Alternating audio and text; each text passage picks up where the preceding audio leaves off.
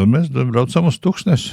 Pirmos 2-3 mēnešus es nobraucu pavisam uz citu Tuksnesi. Es neredzēju šito Tuksnesi, jā. Kamēr es izgāju uz to kompāniju, uz to savu, ko es sadarbojos ar to arābu kompāniju, un viņš man aizved uz citu Tuksnesi, viņš man aizved daudz lētāk, viņš man bija cits servis pavisam, smilts pavisam cits, un viss tā sarkanās, jā.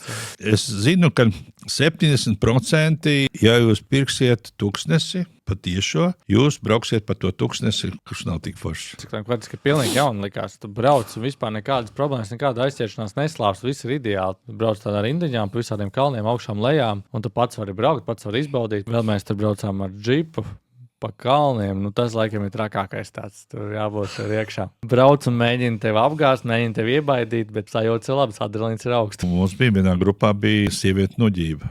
Noģība? Jā, noģība. Viņi atbraucām, mēs uz nometni atbraucām apakaļ, viņi kādu pusstundu sēdēja, viņi nevarēja attiekties no tā visa. Viņai tik bail bija. Ja ir ļoti bail, tad vajag to teikt, jā, tad mēs arī attiecīgi brauksim lēnāk.